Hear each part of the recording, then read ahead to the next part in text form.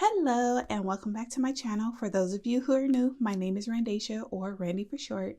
And in today's video, we are going to be, I'm going to be showing you guys another addition to my Etsy shop. I have added the bi-weekly budget template. So if you guys were waiting on the bi-weekly template instead of the weekly template, that is available now in my shop. The description to my Etsy shop is always in the description. But I also added a new worksheet, which I'm calling my celebrations worksheet. And basically the purpose of this worksheet is to help you figure out if you want to set up a sinking fund for gifts, events, such as like weddings or baby showers, birthdays, like anything of that nature, anything that your family celebrates. That's what this worksheet is for. So it's 2 pages, and I'll go over this one first. So this side is for you to individually list people that you want to buy gifts for. So in this column, you write their name, you write their birth date, and then say you wanted one of the things that you like to buy individual gifts for is like birthdays, Easter, because you like to do Easter baskets, Christmas, because you like to get Christmas gifts and all that kind of stuff. And then one more column for whatever. So you have 4 columns to break down by individual how much you want to set aside to buy them a gift for that specific holiday. And don't worry, I'm going to show you guys an example, my personal example. So just stick with me. At the bottom, you do have a total, so you can total all of the columns up, so you know how much you're budgeting for a specific like category, such as birthdays or an event such as Christmas. So and then you have a place to put your overall gifts total, which is going to be right there. And then on the next page, you have a space to list your holidays. I started mine, and I think I'm going to make this notes section smaller. But you guys let me know, like anyone who purchases this, or just chime in the comments if you think I should make this notes section smaller and make these this section bigger.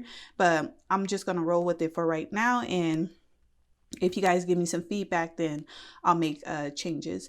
But right here, you're going to put the date for which the holiday or event falls on, and then you're going to list your holiday or events. So the difference between this sheet and this sheet is that this is just for like group events, things that involve more than one individual. So say like Thanksgiving, you need to set a Thanksgiving budget, then go ahead and list Thanksgiving, of course, the Thanksgiving date, whatever that is, for that year. And then you're going to set the amount that you want to budget for Thanksgiving, versus like this is going to be just for individual people. So this is not like group events, whereas this is. And then you're going to have a space for your holiday/event total right here. So you can know how much you're going to spend, you're thinking about spending on holidays and events for that year. And then of course you got a note section right here. So this is the 7x9 size. So of course you always get the crop marks so you can know how to cut it out. So anything smaller than letter size in my shop will always come with the crop marks. So it takes the guesswork out of like how to cut it, and you can cut it perfectly every single time. So that's what it looks like blank. Let me go ahead and show you guys what I did with it. So this is what I did with it. So again, I listed all of the individuals. Well, I didn't list everybody because I just want to do this video first and then go back and do like everybody, because I don't want to put their birthday out there like that. But as an example, I did my family up here. So my husband, me, our toddler son, and then our twins that we're expecting in October. I put our birthdays right here. And then for my categories, I put birthday, Easter, and Christmas, and another event that I want to celebrate individually, then I'll go ahead and put it right here. But for right now, this column is blank. I'm thinking about moving or writing down like birthday celebrations, like parties, how much I want to spend on parties, specifically for my family, because I mean, there's space to do so. But for right now, I'm gonna leave it blank. So for birthdays, I typically like to set aside $100 for each person to buy them a gift. It doesn't mean that I'm going to use the whole entire $100. It just means that that's what I'm thinking about as my budget. And again, all of these numbers are not set in stone. It's just what I'm thinking about as a budget. And then for Easter, if we do Easter baskets, I want to spend maybe $30 on each Easter basket for the kids. And then I like to do, if we weren't on a debt payoff journey and all that kind of stuff, I would want to do Easter baskets for all of the kids in the family. So that's why you see like numbers down here. So I would spend $10 on kids not within my own family, and just to get them like a little small Easter basket and things like that. And then for Christmas, I like to budget $100 per person in my family. And then like for birthdays and Christmas and stuff, there's like a specific amount of money I like to spend on individuals based on their age. So, but for adults don't get Easter baskets or Christmas gifts. And all of this I'm still working out with my husband, because we're still working out how much like what gift giving and all that kind of stuff looks like for us as a family. But this is just like my thoughts, because my husband doesn't like to be bothered really with any of this stuff. This is just like, I'm the financial person in the household, which I absolutely love and don't mind doing. But, since we are a family, I do like to get his input on how he wants us to go about gifting gifts and celebrating with our family when it comes to like a financial aspect, because I'm not one to just be willy-nilly just blowing money just because it's somebody's birthday or it's Christmas or something like that. Like, nah, I'm sorry. I just like having a plan too much, because I think far ahead in the future, and I'm just like, I love living in the moment, but also I like to think about the future as well. So yeah, that's kind of like one of my hangups. But either way, when it comes to birthdays though, I still like to celebrate an individual for their birthday, no matter how old they are. So that's why adults still get $50. Oh, and I gotta make a note real quick so I can remind myself. Okay, so I'll go over that in just a second. And then I just have right here, like how I like to keep track of people's age is I'll put their name and then I'll put a comma and then I'll put the age that they're turning that year. So that way I can know if it's a milestone birthday or not. Typically people like to do it up for their milestone birthday. So I like to be aware if it's a milestone birthday, because I'm expecting some kind of like party or big event or some kind of like something that they're going to plan for their birthday. So I definitely want to have that in mind. So just in case we can contribute more than, the typical amount that I set, then that's what I'll go ahead and do. Because like I said in the previous video, I really love birthdays and I try to give more if it's like something like if it's going towards an experience.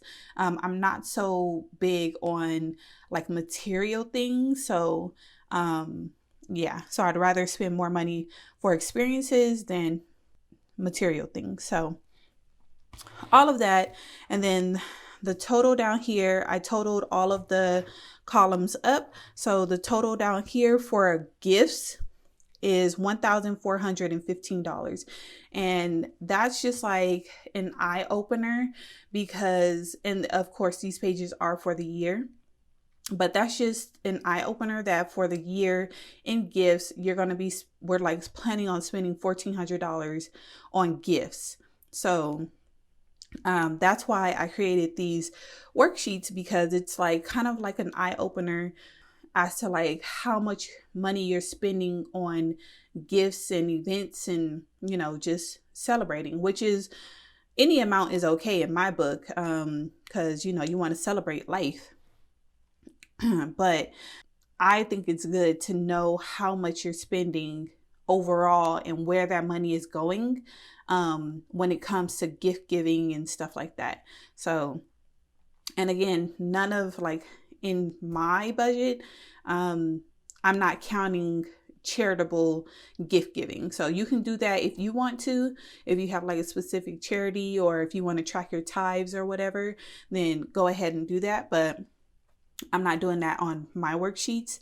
So over here, the holidays that I have listed are Mother's Day, Father's Day, anniversary gifts, which is just for me and my husband.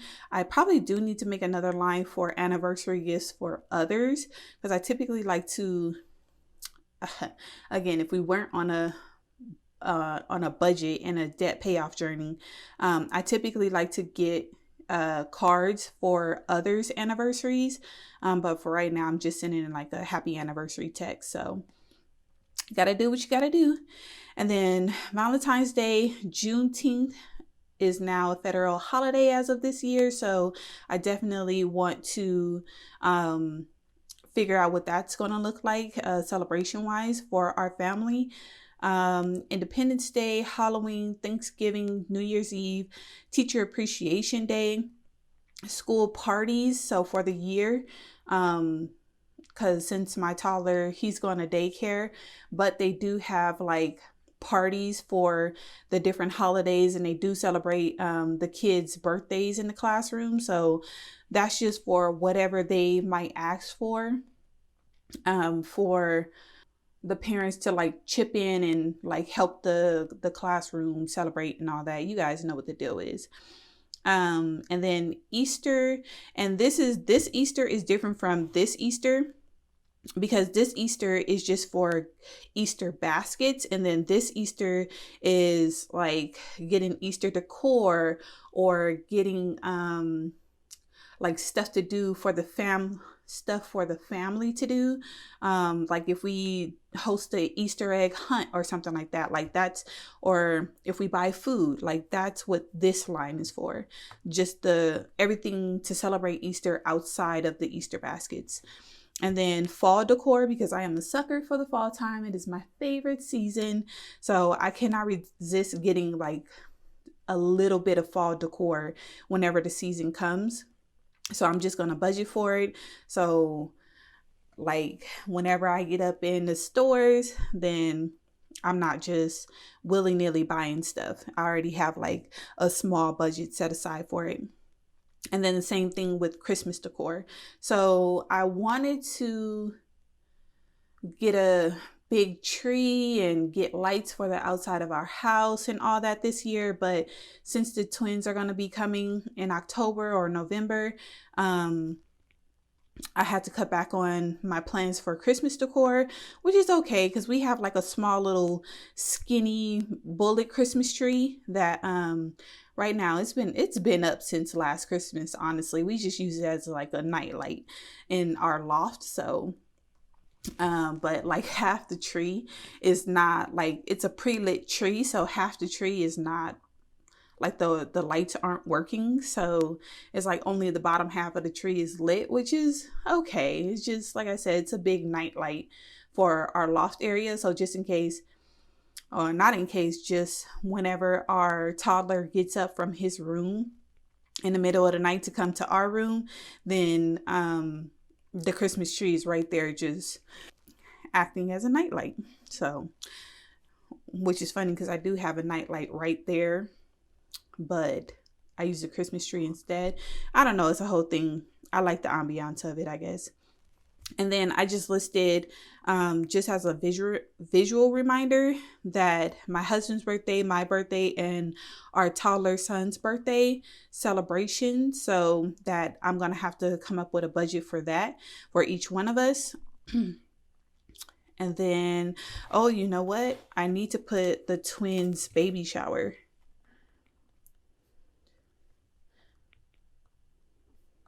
as one of my events for this year, which is going to happen in September. So that's what this little sticky note is for. To remind me, like, do I have to plan for any weddings? Do I have to plan for any baby showers or anything like that? Additional that, will just pop up randomly throughout the year. So that's what my list looks like. And then down here, I like to do a little, this side is for the sinking funds, like a breakdown of how much I need to save each month in order to basically fund all of this. So as I said before, the gift total was $1,415, and then all of the holidays that I have an amount listed for is $1,530. And in total, to do all of these things for 2022, that total would be $2,945. And if I wanted to start saving up for that, so say I wanted to start saving up in November of this year, so that I would have the money come October of 2020. And of course, I would be spending the money as, the year goes on. So keep that in mind. But those are my term dates. Otherwise, if I wanted to have the money before 2020 started, then I would have the rest of 2020. Before 2022 started, I would have basically August, September, October, November, and December, 5 more months to save up basically $3,000, which is not going to happen. So I'm just basing it on October, or the term start is November through October of 2022. So if I wanted to do that, then that would be $245.42 each month starting in November 2021 that I would have to save up in order to fund all of these events and holidays and gifts and stuff that I have here. Which, when you look at it on a monthly basis, how much you would actually be spending for a year on all of this, I think it's very informative. And that way I can kind of like set a realistic budget. So this is basically just like a plan to help you budget for holidays and events and gifts and stuff that are going to happen. You're going to give gifts if you want to, but typically most people are going to give gifts and celebrate things throughout the year. So if you have this to help you like kind of plan it ahead of time, then you can see like how much you're spending on everything, or like a rough estimate of how much you would be spending on everything, how much money it would take each paycheck or each month to save up, and all that kind of stuff. And then this right here, this is just a note that for Easter baskets, we're not giving Easter baskets for children 12 and up, because you're going to be in middle school at that point. And it's not a huge deal.